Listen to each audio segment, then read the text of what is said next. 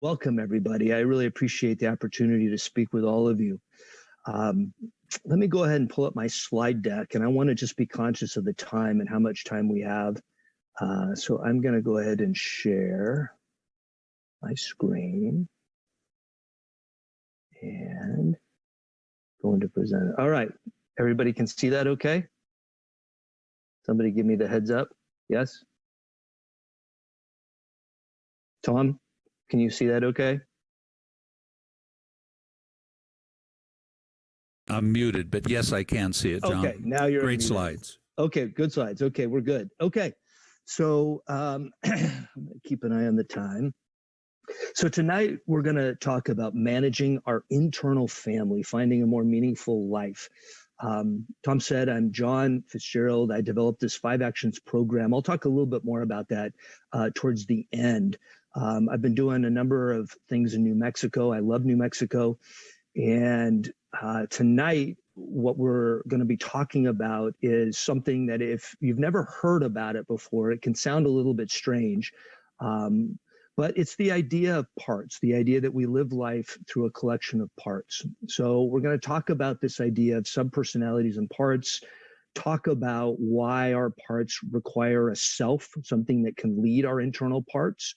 We're going to address why there's no bad parts. They're all trying to do something good for us. And then we're going to discuss ways to work with your internal family of parts, particularly when they don't get along.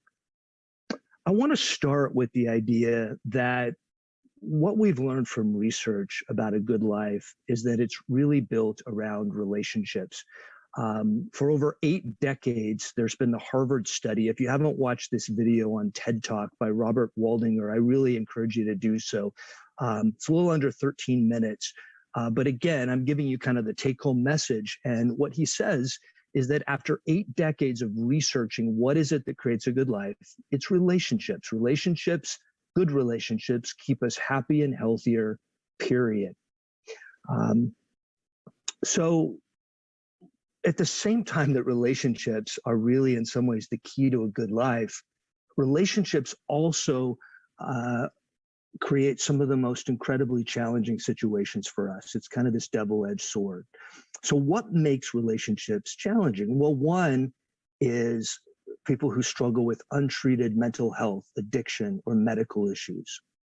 We know that when these issues go untreated, that over time they get worse, they perpetuate, and they create a tremendous amount of suffering and chaos within families and within communities. In addition, we also know that what can make relationships challenging is when people are trying to solve a problem at the symptom level without being able to identify the underlying roots that perpetuate it. So a good example is really what we've created with the 5 Actions program with addiction, but it also goes for mental health, that when you look just on the surface at the addiction and fail to understand what drives it, the underlying roots, such as insecure attachment, adverse childhood experiences, and trauma, that often the efforts that go into solving that problem don't get you very far. So that's another thing that creates challenges for people individually in treatment as well as in relationships. Another is inconsistent behavior, this idea that people that we know can be loving one minute and then rageful the next, or in the case of serious mental illness or mental illness in general, that being on medicines create a particular pattern of behavior. When people go off of those medications, again, their behavior changes. So there's these inconsistencies that create challenges in relationships. Also, emotional immaturity. We know that early attachment experiences around emotional attunement, learning how to self-regulate, learning how to enter into a relationship, to initiate, develop, and maintain that requires emotional developmental capacities. When they're not there, and we have people that have emotional immaturity, then again, it contributes to more relationship challenges. And lastly, life is difficult. I was at the thrift store the other day. I picked up an old copy of The Road Less Traveled by Scott Peck, and it's still a classic line, the first line of that book, life is difficult. I think what's making life difficult for us today is that we face a lot of uncertainty. You know, we've gone through an unprecedented period of change with COVID. We also now have, of course, what's going on in the Ukraine. We have environmental challenges, political challenges. So we're really living at a time where there's incredible uncertainty, all of this contributing to what, again, creating relationship challenges. There's one other thing I want to talk about before we jump into the meat of the talk. And this is a study that was done back in 2011, where the researchers interviewed 122 clients that had behavioral health issues, both mental health and addiction, as well as 54 family members. This was done in New Mexico. And what they found was that overall, the family was rarely directly involved in treatment, although members were often encouraged for their loved ones to be in treatment or to help with adherence. But they found in this that 83% of family were never given any education about their loved one's diagnosis. The study went on to talk about fears and concerns that family members have for loved ones around their safety, around danger, also misunderstandings of treatment and recovery, and defining what does it mean to be, what does it mean to give effective assistance, and how does that differ for family members versus the clients? And also just how does trust get lost between clients and family members? There's a lot of great information, but the take home from this, again, is that relationships, particularly when we're talking about mental health, addiction, it gets complicated and it can get very, very messy. So what I want to do tonight is talk about a model that I think can provide some clarity, can help you learn to manage some of these issues really in a much better way. And what we're talking about is understanding relationships through a parts model. And what we want to really answer tonight is, how does a parts model help us optimize the relationships in our life and the complexities of relationships? So most of us go through life believing that we have one mind, or we can call that the mono mind. And yet the truth is a little bit more complicated in that in many ways we lead a life of parts or subpersonalities. One of the models that we're going to be talking about tonight, internal family systems, was developed by Richard Schwartz. And he says that the mono mind paradigm can easily lead us to fear or hate ourselves because we believe we have only one mind, full of primitive or sinful aspects that we can't control. We get tied up in knots as we desperately try to, and we generate brutal inner critics who attack us for our failings. So one of the things that happens with sort of this mono mind is that people can become their problems. They can take on a life where their diagnosis becomes who they are. Often in 12-step programs, people can introduce themselves. I would say, hi, my name is John. I'm an alcoholic. And in some ways, what that does is it confuses a part of me. There's a part of me that likes to drink, but that's different from all of who I am. So the benefit of this parts model, as we'll continue to talk about it, is that it can help us to understand a lot of those challenging behaviors that I just went through. As we get into this, you might wonder, well, what's the difference between roles and parts? So on the left, I've just written out a number of roles that I play in my life. I'm a son, a brother, counselor, writer. I own a boxer, and all of these are my roles. If we look to the right about parts and roles can be very similar, as they each can be experienced in a number of ways through thoughts, feelings, sensations, and images. Both parts and roles exist within a system where the interactions between them can have competing needs and wants and desires. Parts are internal, while roles tend to be more external. We can be in a role, and yet we can have different parts that show up at different times. And parts and roles can become extreme in behavior, meaning that they can carry the burdens of other parts and become protectors of other vulnerable parts in a system, which we'll talk more about.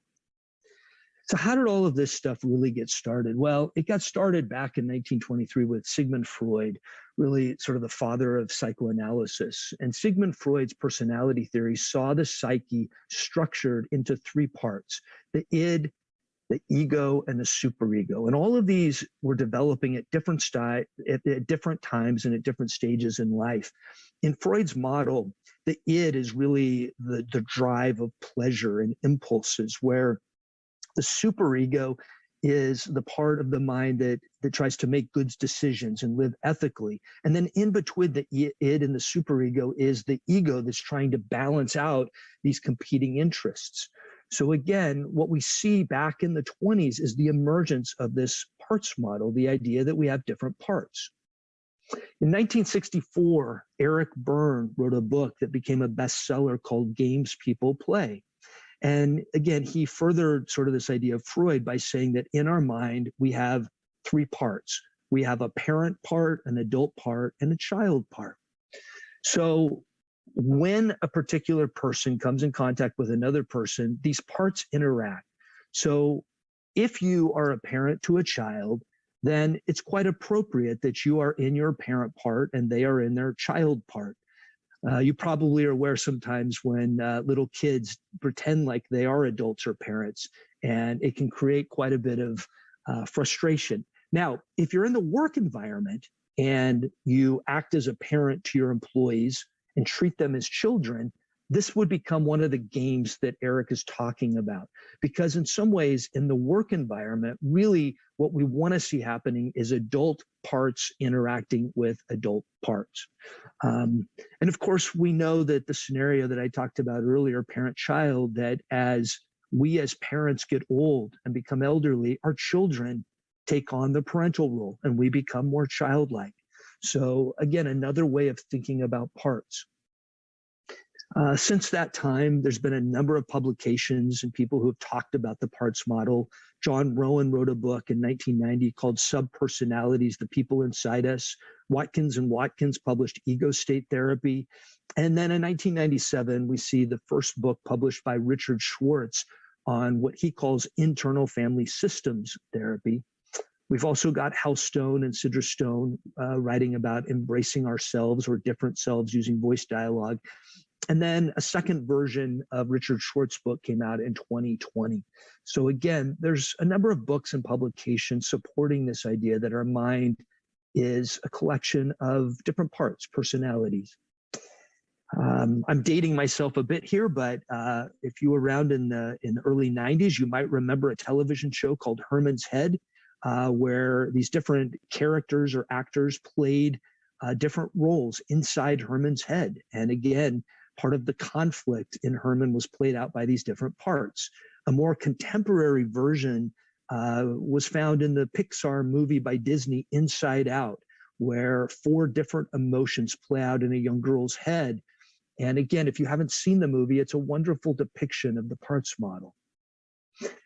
And most recently, last year, Richard Schwartz wrote a book called No Bad Parts that really was for the general public. It's a book that I encourage everybody to read. I think that the take home from that book is really, really important. There's a variety of exercises that I would say, if they don't resonate with you, kind of pass by them. But reading the book, it's fairly quick and it gives you a really nice understanding of the overall model. There's also a website put out by the Internal Family Systems Institute that you can go and you can watch some videos of Richard Schwartz talking about the internal family systems model, which we'll talk a little bit more about right now. The key tenets of the internal family systems model is that, number one, we all have parts, and that there are no bad parts, that all of the parts operating on our system want something positive for us, even if the way that they go about trying to get it may not look so good on the surface from the behavior. Again, part of what he discovered in working with a lot of patients over time was that when you get to know a particular part, that it really is trying to do something good for a person. In addition, we all have something that is not a part, but in the model, it's called the true self or the core self. It's the essence of who we are. In some ways, the self is like the conductor of an orchestra. If you think about the different players in the orchestra as parts, if the orchestra didn't have the conductor, it would be quite a cacophony, right? It would be lots of interesting sounds. Another analogy would be a basketball team out on a court without a coach. So within this model, the parts need leadership, and they need ourself to show up and lead.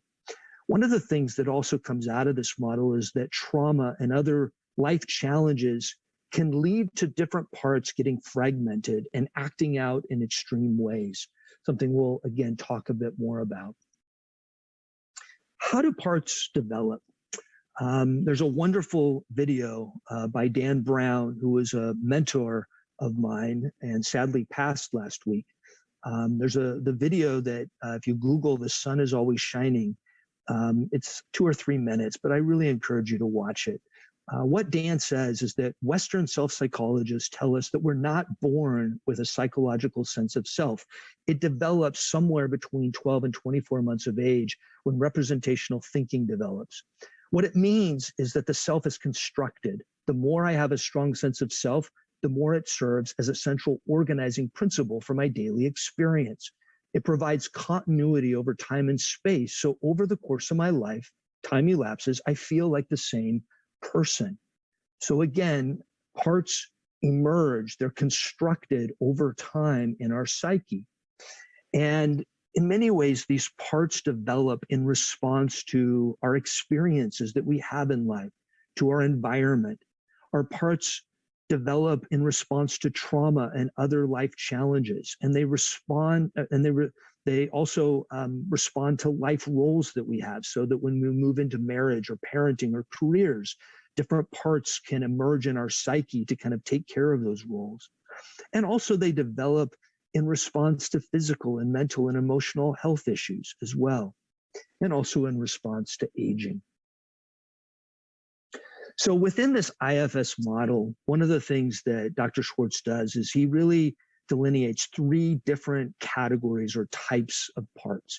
The first part are exiles. These are young, wounded parts, and they get wounded by trauma or by early attachment issues, and they become isolated from the other parts of the system. They hold the emotion of what happened early on in life, so they can overwhelm the psyche and the system when they come out to play. They tend to come out from their cave with a lot of emotion, and they want to join life. They want to tell their story. They want to be nurtured. But part of the problem with exiles is that they are young, they're childlike, they have a lot of emotion.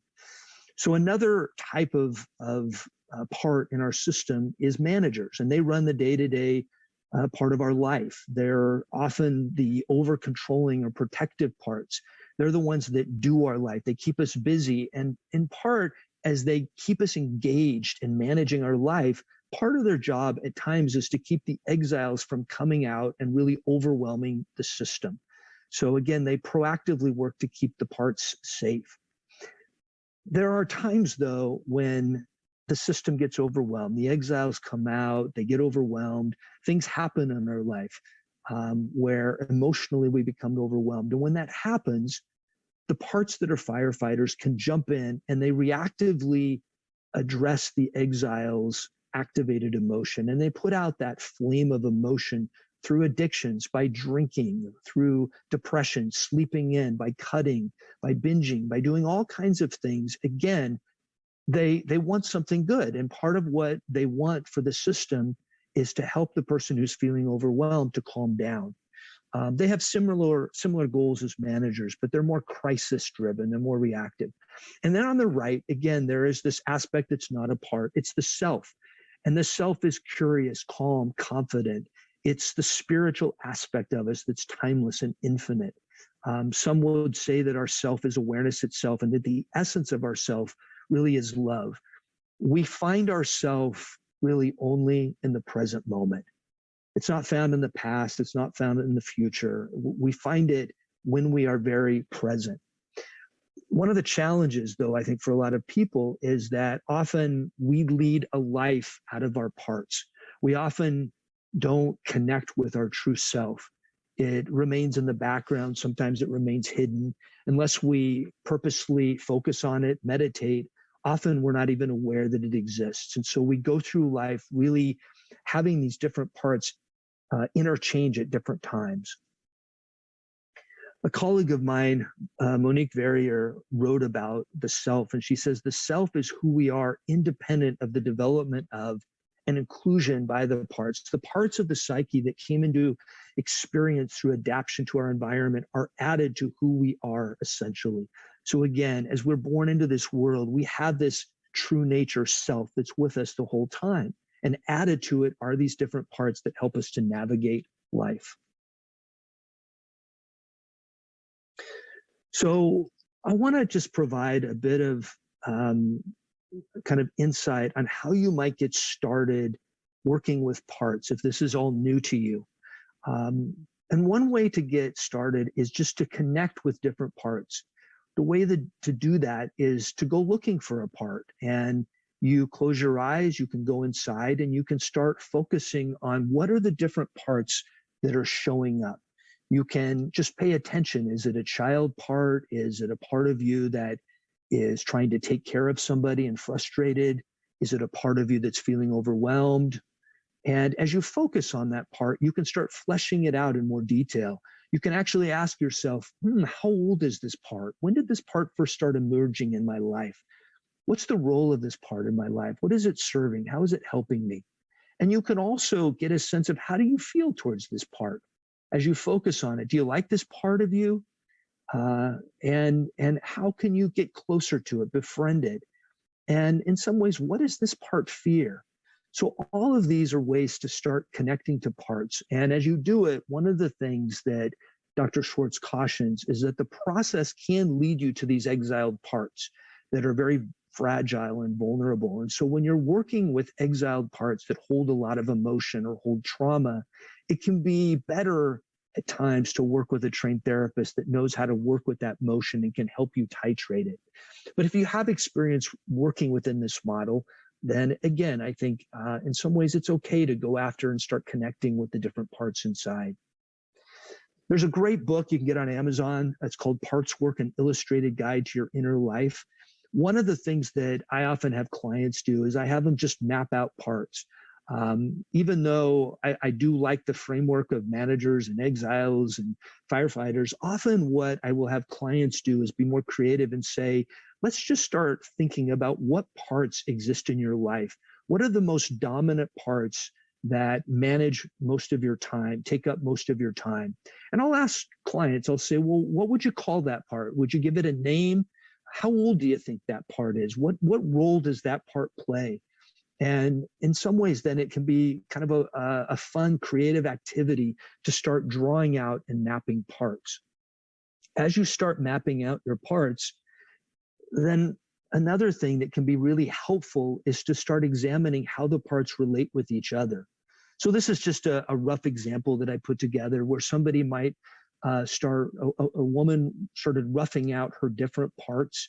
And you can see that, the size of the circle represents kind of the degree to which the part has some control over the system and the amount of time in her life. So in this case, this is an exhausted parent, caregiver. At the same time, there's a part of her that feels abandoned, that she doesn't have much of a relationship with her husband.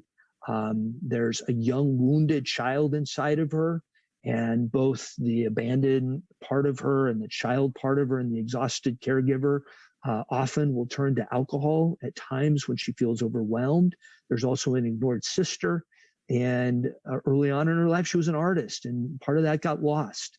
And so there's also the self, and you can see the self is kind of disconnected from these other parts, because in this particular framework, this particular person said, I really am not connected to that self. I hear what you're saying, but most of my life is lived out of these different parts. So by mapping out these parts, it gives us more of a systemic view of how these parts interact as a family. What is it that the parts need? What is it that they need to work as a family inside?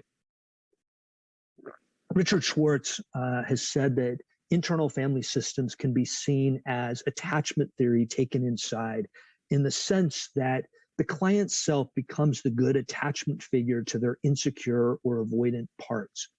So in some ways, what we know about attachment theory is it's the best theory we have, cradle to grave, on human relationships. If you're unfamiliar with attachment theory, we can talk about it in the Q&A, or I would encourage you I can provide some resources to really read up.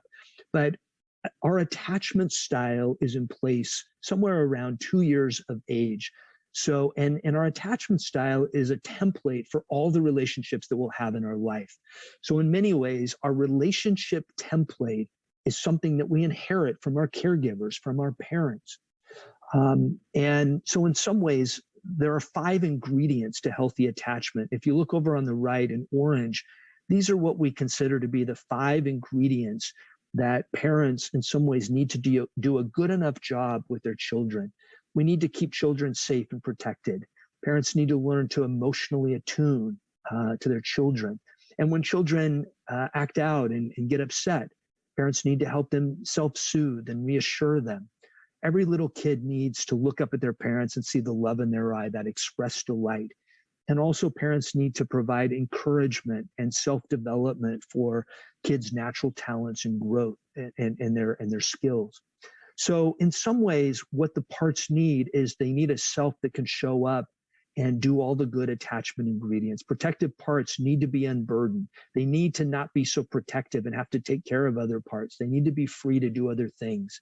The vulnerable child exile parts, what they need is nurturance and care. They need to be able to tell their story.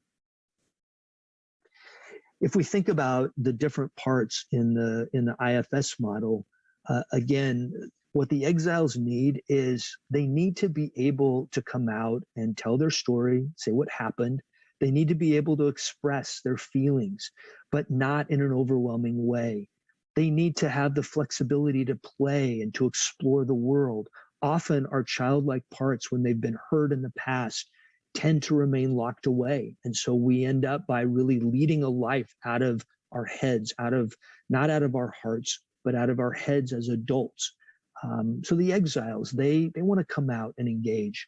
The managers, in many ways, they need to understand fear and what they're protecting. They need to understand what's going on with the exiles, and they too need to become unburdened. They need to be given a new job and allow the self to lead instead of the managers taking so much of the time and energy to either care for somebody else or care for themselves.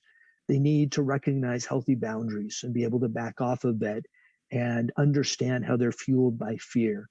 And firefighters need to help understanding that, what is their behavior about? And they need the self to show up and lead the system so that they don't need to act out in kind of a crisis-like way. They also need new tools to self-regulate the nervous system. So instead of, abusing substances or, having the fight, flight, freeze from a trauma, that they actually have other tools that can help them overcome really challenging situations. There's a variety of therapies that can be very helpful for people when these parts become extreme. Internal family systems obviously is one of those. Another that I really like is the work of Eugene Gedlin with focusing, and also the 3 pillars model of attachment repair by Dan Brown and David Elliott. That's more for professionals. And also if trauma is part of the story, then I highly recommend The Body Keeps the Score by Bessel van der Kolk. If you think that you might want to work within an IFS framework, then one thing you might consider doing is working with a therapist. And my recommendation is to identify 2 to 3 therapists that have training in IFS or parts and interview them, potentially do a session with them to determine what's the best fit. We know that the absolute best outcome from treatment comes from the real relationship with the therapist. In fact, 70% of good psychotherapy outcomes can be attributed to the relationship you have with the therapist. So it's really important that if you're going to go into therapy and work with a therapist, that you have a really connected, nurturing relationship. And if you find a therapist that you like and that does IFS, they're going to help you understand your parts, and they're going to help you with that unburdening process, help the exiles tell their story. If you're a professional, there's a number of wonderful resources and books. This is 3 of them. I mentioned the second version of Richard Schwartz's book, but there's also a book by Susan McConnell on somatic internal family systems, and another guide by it's a skills training manual that you might look into. I've got 2 last slides, and then I'm going to open it up for questions. But if you're unfamiliar with a resource that's been put out by SAMHSA called the SMI Advisor, it's a clinical support system for serious mental illness. I really like this website. There's all kinds of resources for both clinicians as well as individuals and families. If you go on there, you're going to find some documents and some things related to treatment options. And what I've listed on the right is one of their documents that just goes over those different treatment options. So again, if you're unfamiliar with this resource, I encourage you to check it out. And lastly, as Tom mentioned at the beginning, I developed the 5 Actions program to help people with addiction. We launched this in November of 2020. It's free to everybody in New Mexico, and it comes with the 24/7 support, phone support from the New Mexico Crisis and Access Line. If you have yet to check it out, I really encourage you to do so. You can go to the website, nm5actions.com. There's over 120 videos, and there's a lot of videos on trauma and mental illness, on attachment. So it's not just about addiction. So I think, are at the questions and discussions time period. So I'm going to stop my sharing. And we got about 20 minutes. So I just want to open it up to the group for any questions on anything that I just presented or talked about. Well, thank you very much, John. I think it was an excellent presentation, both concise, and I really like that there are a lot of reference materials. I would tell everybody that the presentation, the charts will be on our webpage, as well as when we get the presentation converted, it'll go on our YouTube channel. So all this information will be available. That's the first point. The second point is, I don't see any, do we have any questions from the people watching on Facebook? We've actually got an equivalent number of people watching on Facebook as well. We do. I have one that said, can you give more examples of what parts are?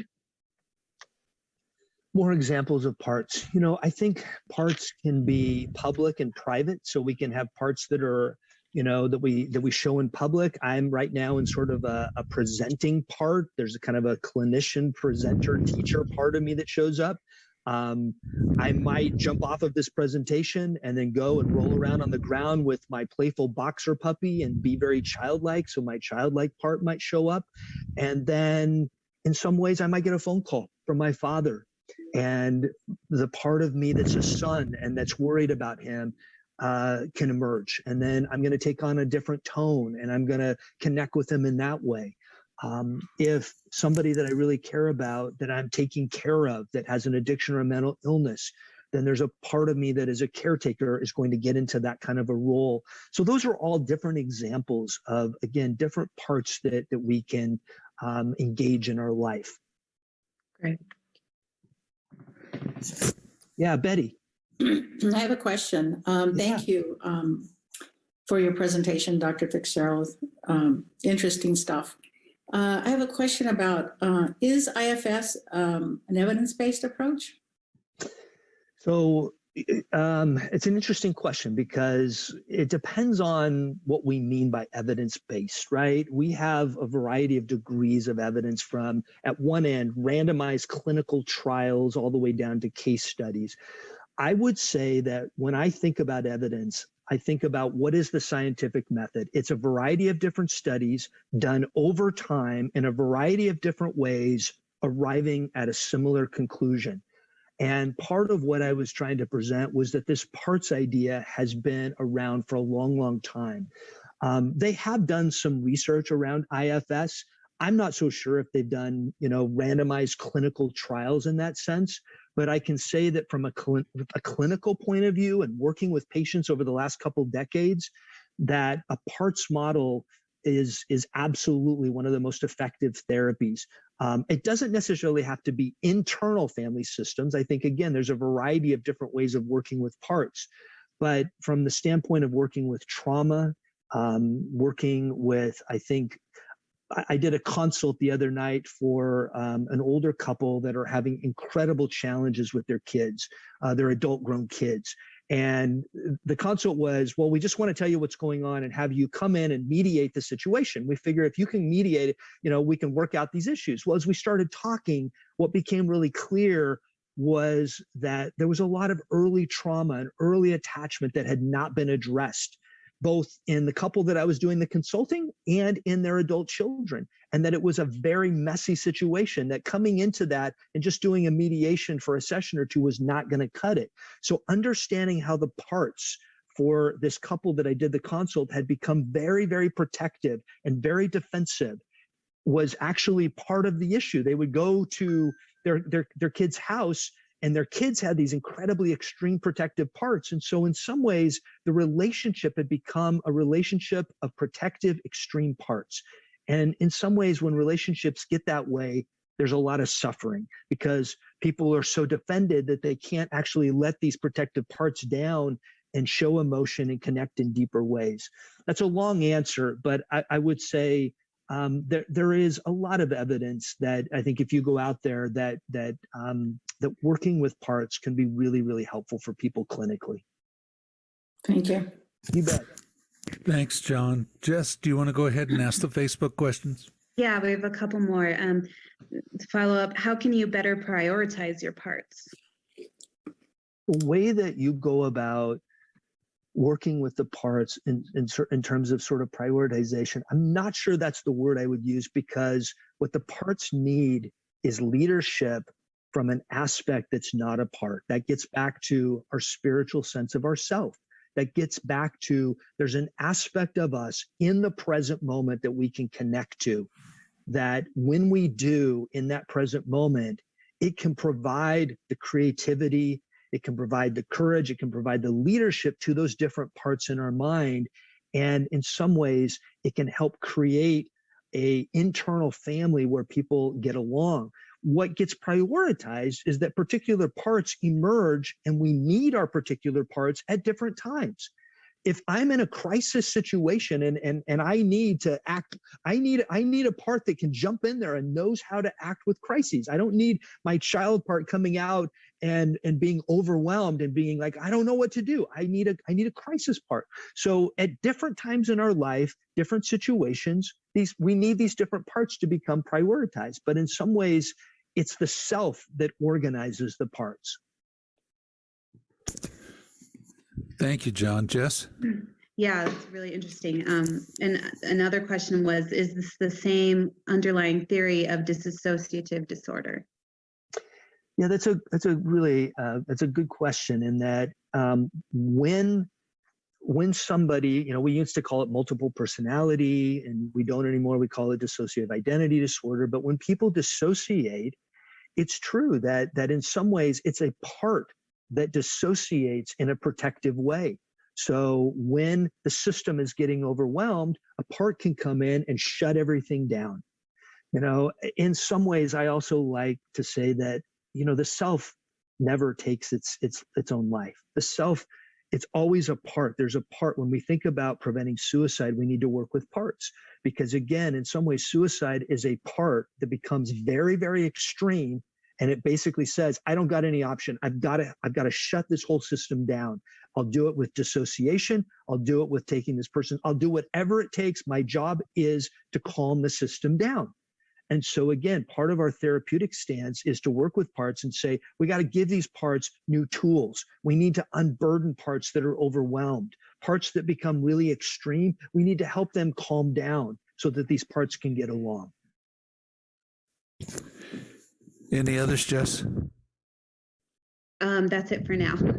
Okay, I've got a few, and some of these are just practical, but if somebody's listening to this and thinks, this might be for me, but I don't want to do it by myself, I probably need a therapist or somebody who knows this to guide me through it. How would they go about in our community or our state finding somebody who could help them do this? So one way is you could go onto the Internal Family Systems website, and I believe that they have a section on there that you can put in and get a listing of therapists that have been trained in IFS. It's becoming quite popular. And I would say that even in Santa Fe, if you were to Google IFS therapists, you would find some that show up. I don't know, maybe somebody can do that while we're on this call just to prove me right. But IFS is something, Internal Family Systems, that is becoming pretty popular. The other thing is that for people who are wanting to work with parts, you could also look at working or trying to find a trauma therapist, because a lot of trauma therapists are very skilled and understanding that the mind is parts. They may not work within the IFS model, but they definitely work with understanding that parts dissociate and that parts need to learn to integrate. So that would be another approach, is that if you're looking for a therapist in your community, you can Google the IFS, you can go to their website. You can also go and look for a trauma therapist. And then as you're interviewing and talking to trauma therapists, you can ask them, hey, have you worked with parts? I watched this talk on internal family systems. That would be another way. I just did go on, and there's about 20 therapists listed. There's about 20 therapists. There you go. Is that So, okay? Yeah. thank you so much, Betty. I appreciate Sure. that. So it's a model that a lot of people really like. It's taken on kind of a life of its own. My hats are off to Richard Schwartz. I think he really took the parts model and kind of created a contemporary version that I think is really helpful, because again, it allows us a different framework for understanding some of the really incredible challenges that we have in relationships in our life.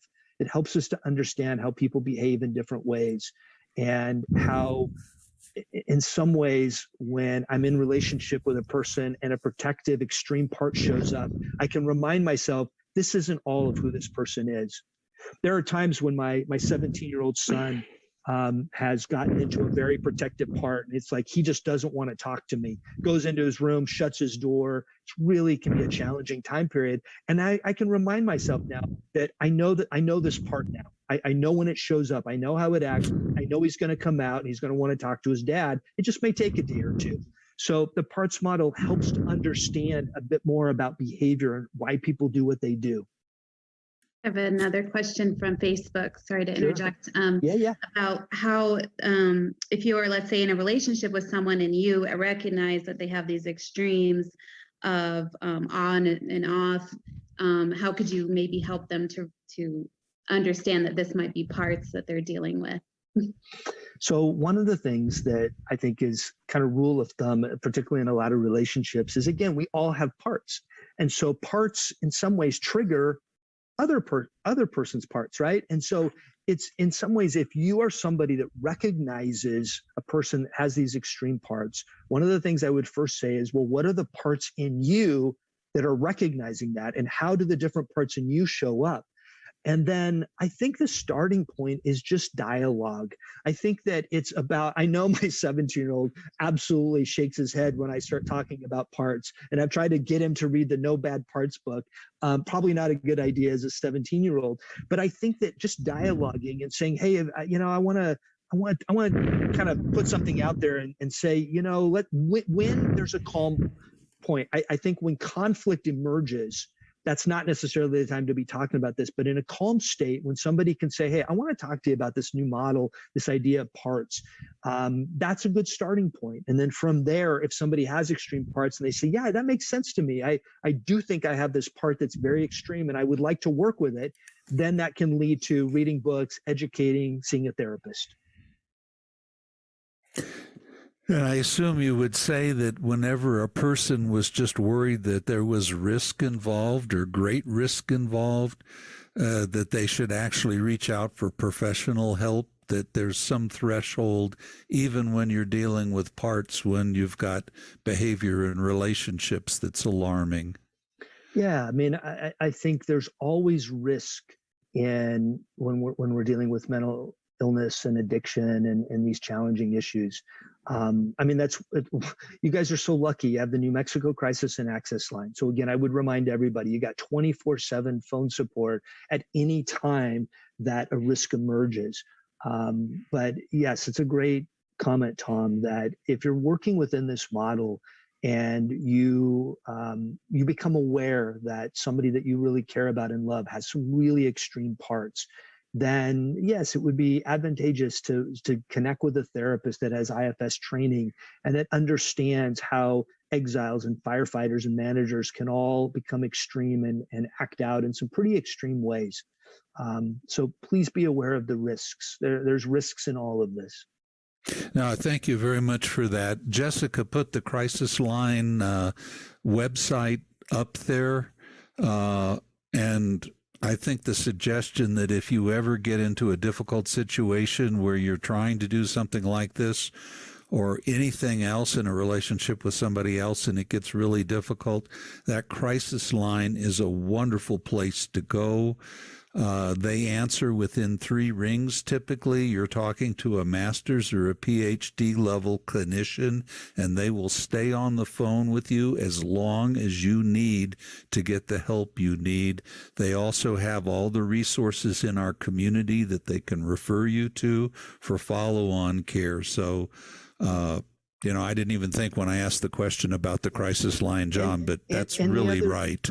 And the other thing I would add is that you also have access to the peer recovery line. So you have people that are peer recovery for both substance and mental illness. So that's another resource that if it's not necessarily a crisis, but you want to call and talk to somebody about an issue around recovery, around maybe this part stuff, that's another resource you have. I know it's not 24/7. Maybe somebody can put the hours in the chat. I know it's 7 days a week, and they've got some pretty good hours. But that's another wonderful resource, the peer recovery folks.